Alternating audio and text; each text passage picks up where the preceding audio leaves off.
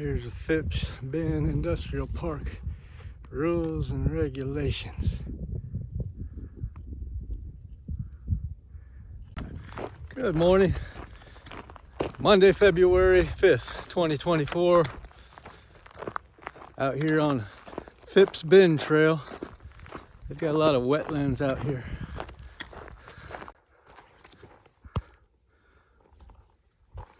Swampy marshland over here. See what kind of birds we can find today. It's a nice day, about 50 degrees. Sun is shining. Let's go. There's a little bird sitting right there in that brush. It's hard to tell what he is from here. Got a picture of him.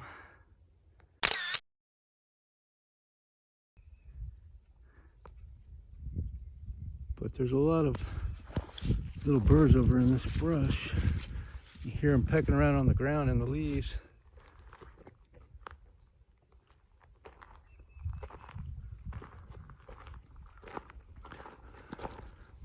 We're running right alongside the Holston River over here.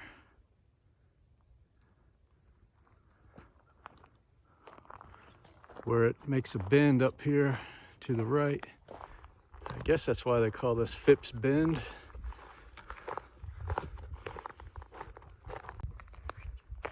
People ride horses up through here. You can see the horseshoe prints all along through here.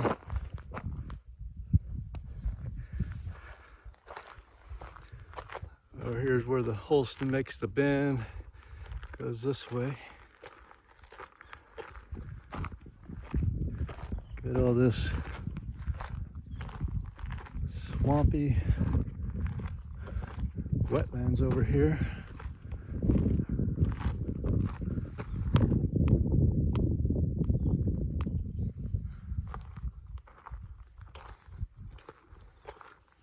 See some looks like crows up there.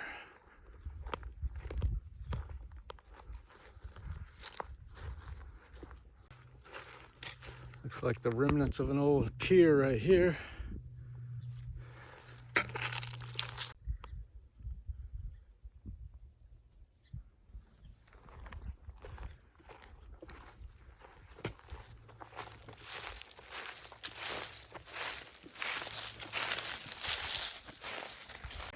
Come some horses here.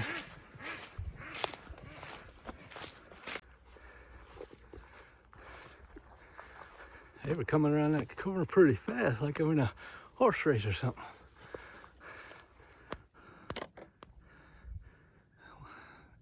I'm not sure what that structure is.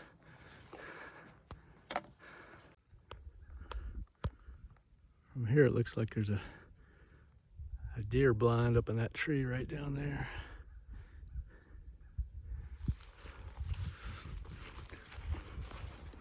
I know they have a well, the story goes in Phipps Bend they were building a nuclear reactor power plant over here somewhere, and I guess the town didn't want it. They voted against it, but they were already building it, so they just left it abandoned. That might be a part of the nuclear reactor.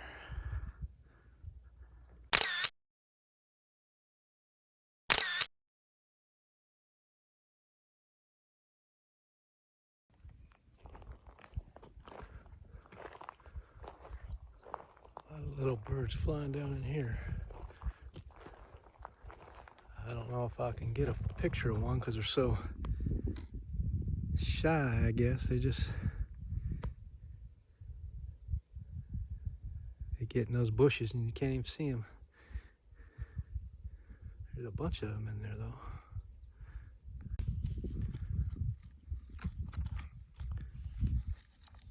So I think I was able to get a few photographs of them in there. I think they're goldfinches.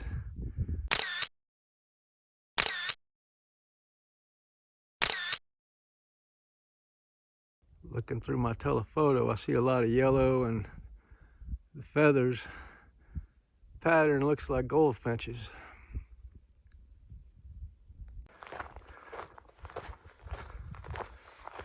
Over here is a sign, restricted area, no trespassing, U.S. government property. Some ruins over there.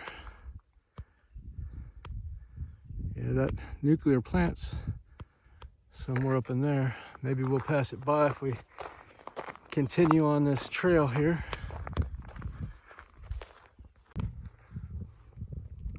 Turkey vultures. There was 2 or 3 of them in there.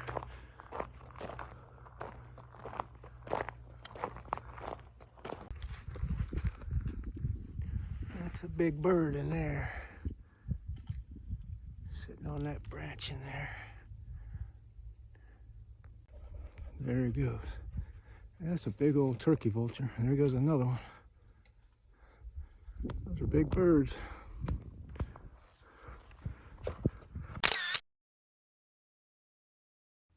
How you like my hoodie? My mom got that for me for Christmas. I had to shed it later. It's getting hot out here. It's near 60 degrees. Those dark-headed birds. I think it might have been a junco. Got a shot of it. Went over this way. Got a big power tower over here. Probably coming from that nuclear reactor they were building. I don't know. If it is, there ain't no power on it. It might be going straight through though. I'm not sure what he is. He's got like a spotted chest, like a thrush. Kind of looks like a mockingbird, but except for that spotted breast. I don't know what he is. I got a picture of him.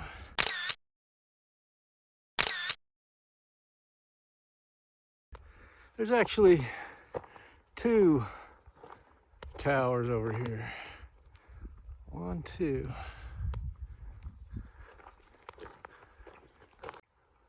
And they go over there and up there.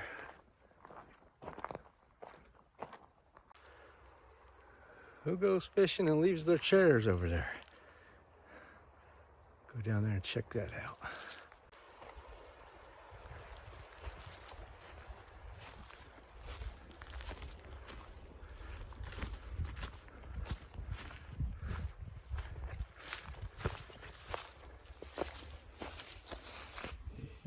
Pretty nice chair. It ain't been sitting there long. There's no rust or nothing on there. I don't see no poles.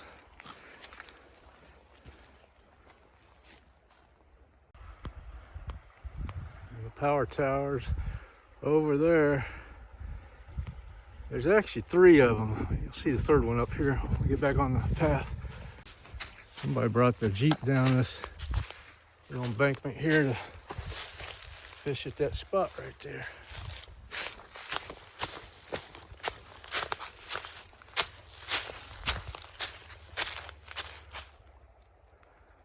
Here, a motorized vehicle. Yeah, there's a Jeep, all right. Well, actually, it's like a kind of golf cart type thing, maybe, or a Polaris.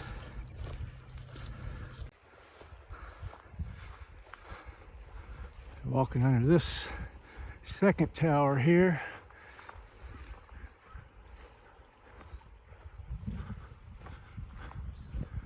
And here it is a 3rd tower. Up there's a 4th tower.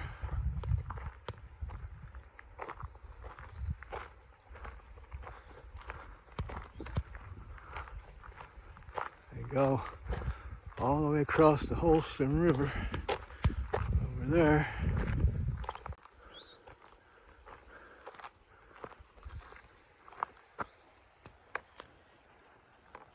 I hear buzzing, so that thing's carrying power, but I guess they were gonna hook it into the nuclear reactor over there, but they didn't build the nuclear reactor.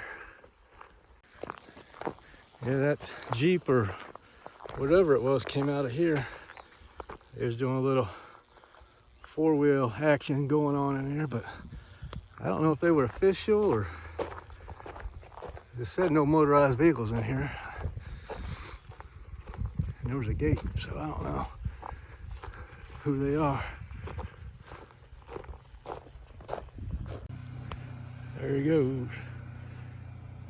It's actually a Bobcat 4x4 is what it was. I waved at him, he waved at me, I don't know. I didn't see no official signs or nothing. Coming to a crossing the road here. That one goes up towards the reactor probably, which I don't see no signs that says stay out, but most likely they want you to stay out of there. This one goes down to the river, it looks like. Take a quick look down this way. That is just another road that keeps on going down next to the river here. Get back out here on this main trail and head up this way. Looks like there's a picnic shelter up here. That road that runs along the river over there, I looked on the map. I think it said River Run Road or something like that. And I guess it's a public road and comes right in here down there, so don't quote me, but I guess you can bring motorized vehicles in here. There's tracks on the ground, so I don't know what the deal is. But the nuclear reactor's up over there behind them trees, so don't really get a view of that. And I ain't walking up in there.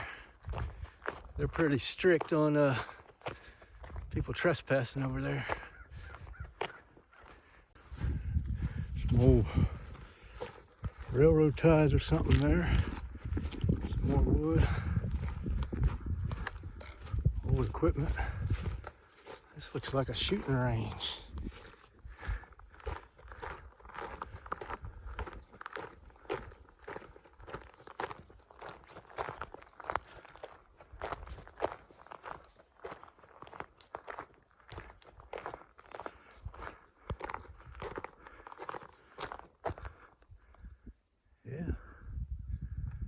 Shoot up in here, I guess. Huh. He's been shot all the way through that wood. Ain't much left of it. Well, here's some old spools and equipment. A school desk. Big old tires. Well, here's the shelter. Nice place to stop and have a drink of water. So my phone's saying it's about 2.6 miles up here. And I read somewhere that the trail is 3 miles up and 3 miles back. So I'm wondering if it goes up here another 0.4 miles. So I'm gonna walk up here a little bit and see what I see. So we come out here to this river road, and I believe that's somebody's private farm there, so I won't walk up there. There goes a great blue heron.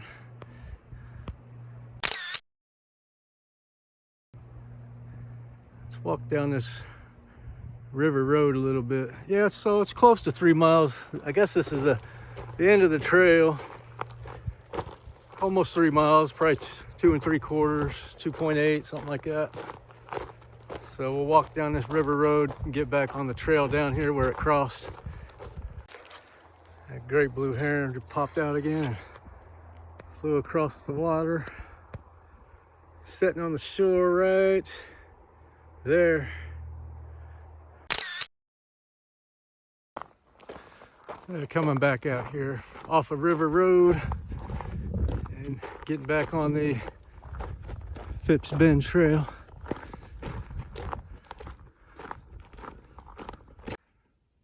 Nice yellow rump warbler there.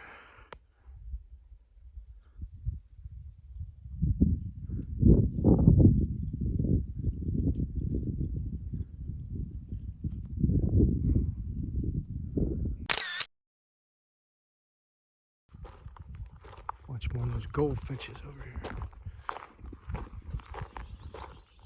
There they go. All up in the trees now.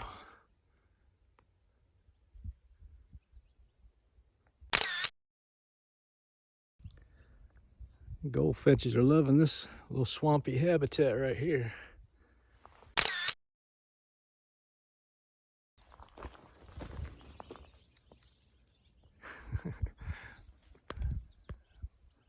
Must be 100 of them.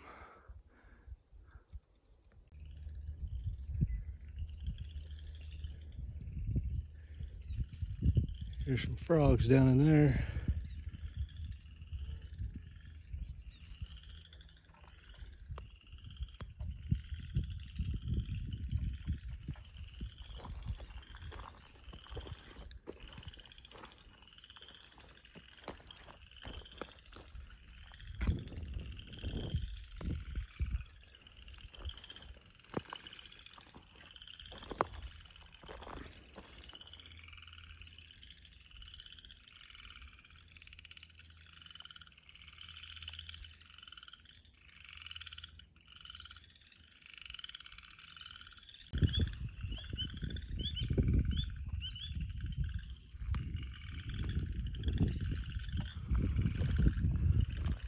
Not sure what that high-pitched sound was, some kind of bird.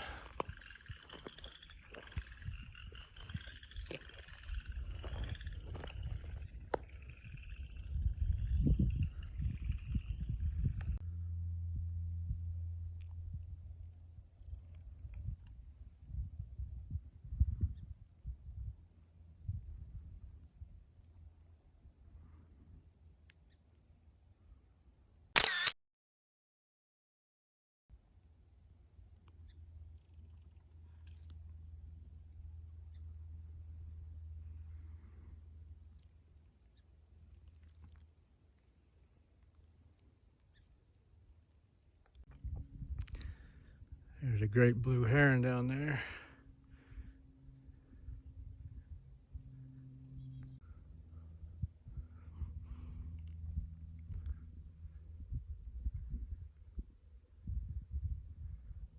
Looks like he's about to do something.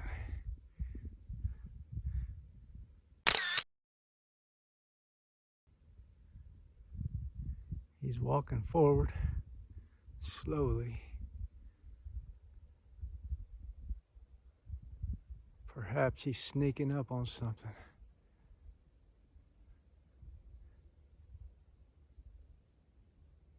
I know as soon as I turn the camera off, that's when he's going to swoop in for the kill.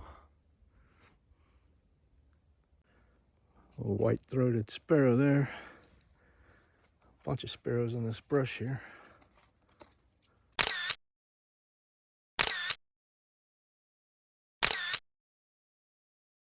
That's going to do it for this one. I'll catch you on the next one. Roger, over and out. Gentleness is akin to divinity. Perhaps no quality is so far removed from all that is coarse, brutal, and selfish as gentleness, so that when one is becoming gentle, he is becoming divine. It can only be acquired after much experience and through great self-discipline. It only becomes established in a man's heart when he has controlled and brought into subjection his animal voice, a distinct, firm but quiet enunciation, and freedom from excitement, vehemence, or resentment in peculiarly aggravating circumstances. If there is one quality which, above all others, should distinguish the religious man, it is the quality of gentleness, for it is the hallmark of spiritual culture.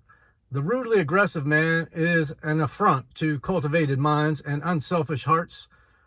Our word, gentlemen, has not altogether departed from its original meaning. it is still applied to one who is modest and self-restrained and is considerate for the feelings and welfare of others. A gentleman, one whose good behavior is prompted by thoughtfulness and kindliness, is always loved, whatever may be his origin. Quarrelsome people make a display in their bickering and recriminations of their ignorance and lack of culture. The man who has perfected himself in gentleness never quarrels. He never returns the hard word. He leaves it alone, or meets it with a gentle word, which is far more powerful than wrath. Gentleness is wedded to wisdom, and the wise man has overcome all anger in himself, and so understands how to overcome it in others. The gentleman is saved from most of the disturbances and turmoils with which uncontrolled men afflict themselves. While they are wearing themselves out with wasteful and needless strain, he is quiet and composed, and such quietness and composure are strong to win in the battle of life. Insight is the gift of sympathy. The sympathetic mind is the profoundly perceiving mind. We understand by experience and not by argument. Before we can know a thing or being, our life must touch its or his life. Argument analyzes the outer skin, but sympathy reaches to the heart. The cynic sees the hat and coat and thinks he sees the man. The sympathetic seer sees the man and is not concerned with the hat and coat. In all kinds of hatred, there is a separation by which each misjudges the other. In all kinds of love, there is a mystic union by which each knows the other. Sympathy being the purest form of this, the greatest poet, because he has the largest heart. No other figure in all literature has shown such a profound knowledge of the human heart and of nature, both animate and inanimate. The personal Shakespeare is not to be found in his works. He is merged by sympathy into his characters. The wise man and the philosopher, the madman and the fool, the drunkard and the harlot. These he for the time into their particular experiences and knew them better than they knew themselves. Shakespeare has no partiality, no prejudice. His sympathy embraces all, from the lowest to the highest. Prejudice is the great barrier to sympathy and knowledge. It is impossible to understand those against whom one harbors a prejudice. We only see men and things as they are when we divest our minds of partial judgments. We become seers as we become sympathizers. Sympathy has knowledge for her companion.